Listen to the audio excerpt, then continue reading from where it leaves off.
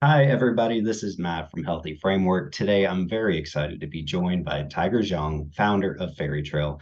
Tiger, thank you so much for joining. Yeah, thanks for having me. Absolutely. Well, let's jump right into it. I'm wondering if you can tell me what separates Fairytrail from the rest of the dating apps that are out there. I think the key difference is really the quality of the users. I often get feedback saying that members are extremely impressed by the people that they meet on Fairy Trail.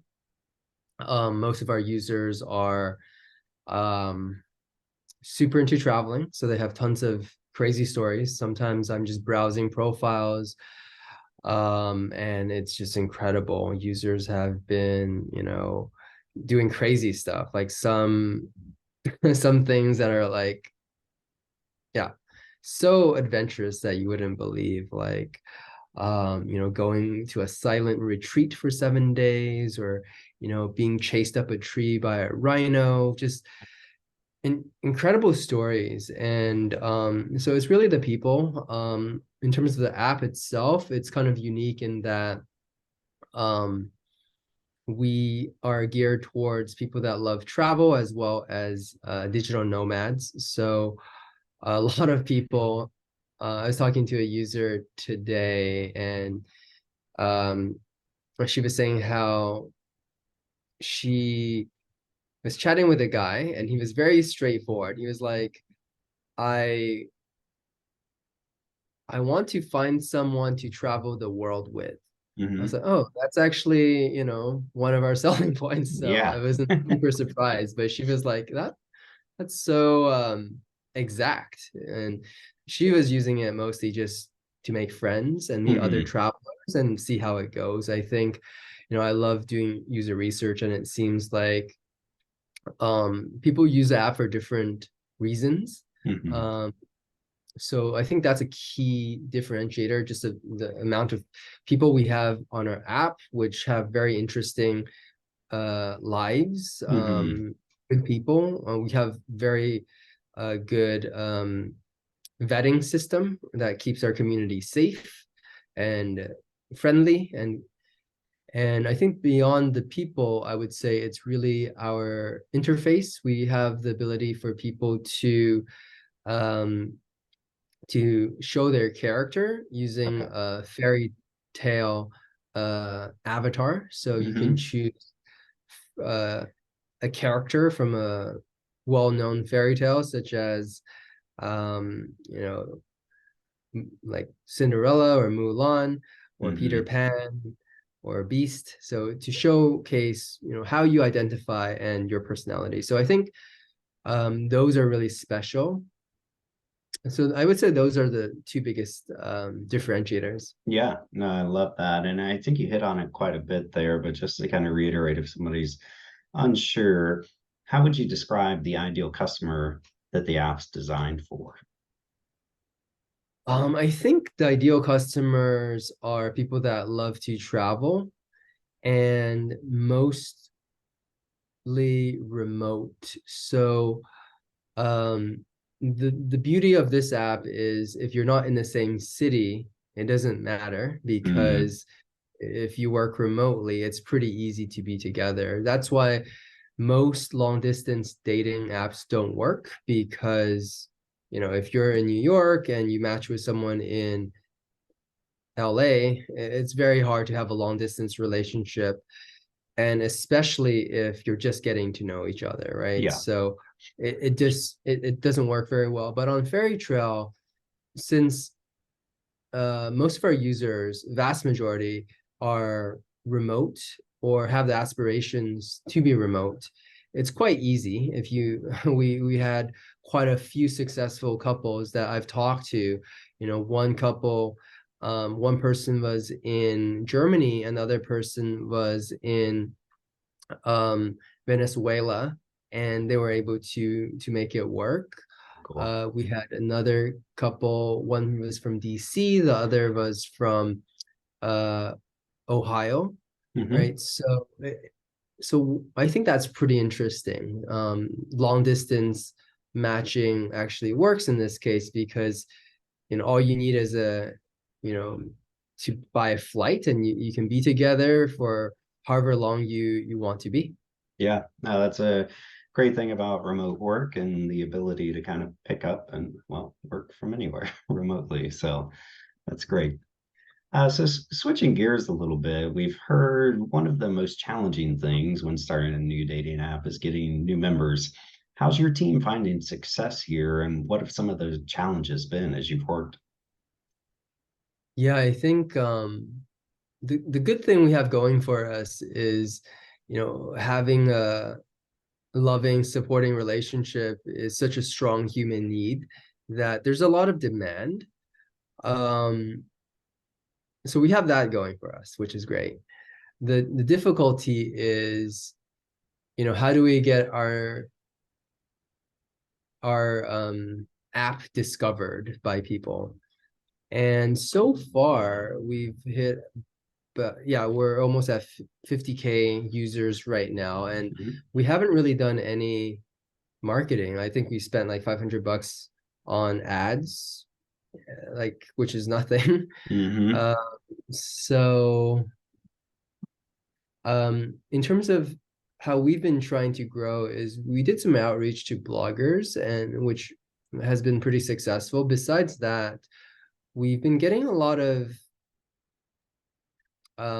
inbound press. So, we got featured on The Verge and Digital Trends, PC Mag, I think even Budget Traveler or Fedora. So that's very helpful, getting our Mhm. name out there. And I would ask users how they found out about us. And one user wrote in the survey saying he found us through a Spanish travel book, which I have no idea why we were mentioned in the Spanish travel book, but it's pretty much been all organic. It is very tricky because we haven't really figured out a main source of user acquisition. So I think that's kind of what we need to focus on for the next while. Yeah, no, that makes Get to sense. that get to Yeah, that big scale. and those are some great coverage you've had, PC Mag and some others in terms of the pickup there. So that's phenomenal. Yeah. Free press is solid press, right? Overall. So Yeah. that's Well, the excellent. funny thing is we actually had even bigger publications reach out to us, and then we got dropped once they found out how many users we had, which is kind of tricky because I think we have to get big before they want to cover us. Right, Like, like the big ones, like, Forbes and Business Insider, like those ones care a lot about size. And right. I think for us, we're not there yet. I think when they reached out, we were only at 10K users, so we were even smaller. But I think they were looking for something like, 300K or half a Hmm. million or something like that. Yeah, But we'll get there. Like, we yeah, haven't yeah. really done anything special, and the times we did reach out to journalists, we haven't heard back. So it's been mostly just organic. You just do a good job, and luckily they've been reaching out to us. Oh, great. Really glad to hear that for you. Uh, Switching gears yet again here is what would you say is one area that you feel like Fairytrail could be doing a better job on? I think we can be doing much better in terms of marketing. Because I come from a product management background, I've been building product my whole career at various companies. Um, uh, Fairytrail is a very product-centric company, and I think we need to do more marketing, and uh, I'm learning some marketing, as well as we have a marketing person now on board who is definitely a lot better at marketing than I am. So I think that area is going to improve, and with more marketing we'll have more users, which means a more vibrant community and a better experience for our users without even influencing the product at all, like without making any changes to the product. We'll have a much better experience for users. Oh, that's excellent. And glad to hear that you've hired somebody for marketing. I think when you and I first started discussing things a few weeks ago over email, you were in the process of that hire. So it's good to see you guys growing Yeah, not yeah. only in Well, terms we're of still, users, but yeah. headcount as well. That's amazing. Yeah. It's she's super new, so very excited to see how things go, and yeah, hopefully it'll be like a really big impact for Yeah, us. no, that's great. So, all the buzz for the last, geez, almost a year now, it feels like at this point, if not more than a year, has been AI, right? And AI Yeah. technology. Is Fairytrail using AI tech at all, or do you have plans to use it in the future? Yeah, I think AI is very valuable for larger companies. I think for us, um, like we don't have such a huge data set at this point so there's a few areas where AI can be useful. One is when it comes to recommendations. Another is facilitating conversations and helping people meet in person. And I think for us, we're such a young company. It's a bit tricky for us to leverage AI to be super beneficial. That said, it is a tool that yeah, maybe we can think about leveraging depending on what challenges we have and what Hmm. users want. Um, yeah, so it's a bit early right now for us to leverage AI, but I definitely think there's a lot of potential. Well, that's good. And it makes sense as you guys ramp up. You can keep a pulse on it, see what others are doing, and see how it can help you solve future potential roadblocks or just things that come as you guys grow. And sticking Yeah. along those same lines, looking dating industry as a whole, so not just Fairy Trail, would you say are there any concerns for the dating industry when it comes to AI technology? So what I feel about the dating space is there hasn't been a lot of innovation um, because, well, first of all, I think there's only a few players out there, so like big players, and they dominate the market. Um, so it's that's not a lot of competition, and so they're kind of pretty much stagnating on their product. That said, there's so much demand. People really do need the product, even though dating apps don't work very well and aren't such a nice experience. They are still, quite profitable and successful businesses. Um, so I think, yeah, going forward, there could definitely be opportunities to disrupt the big players, but I think they will come from startups. Hmm. And yeah, initially Fairytrail wasn't a dating app. It was more of a travel matching app that solved the same problem as dating. But the logistics of it was such a humongous challenge. Without sufficient funding, we decided to start off as a dating app. Okay. And it's been somewhat successful. So we're looking to get more, more traction, Hmm. and then introduce more and more um, features that can actually change the market and can really improve the experience for so many more people. Yeah, no, that's great. And I mean, you guys seem to be growing pretty rapidly, and obviously things will scale more with time. So I'm excited to see how you continue to develop with time overall. Yeah, S- we're excited as well. Yeah. Something else, at least in the dating community, that I'm sure you hear a lot about, and I know we do too, are romance scams. And it's something that we've seen on the rise quite a bit across the United States. How does Fairy Trail combat this growing problem? Oh yeah, so even with 3,000 users, we actually had I was actually getting an email almost every day complaining about scammers, even with 3,000 users. Yeah, every day. And it just was crazy because like some of them were actually they were sending me screenshots, and it was just insane. And I knew we had to do something about it. And so we decided to implement entry fee. So to use the app, now costs $3. Okay. And this helped tremendously. So now we almost have, I don't get almost any of these email complaints about scammers and fraudsters. Very rarely. Maybe I actually got one email, but that was saying how that person was already in a relationship and not, so it wasn't like a fraud scam, but more Yeah. like, oh, this is a bad person email. Hmm. So yeah, we're almost seeing none of it now just because of that $3 entrance fee. And in terms of the fraudsters we were attracting, it didn't make sense for them to pay an entrance fee of $3 and then our fraud vetting system would kick in. So within a few days, their account would be disabled.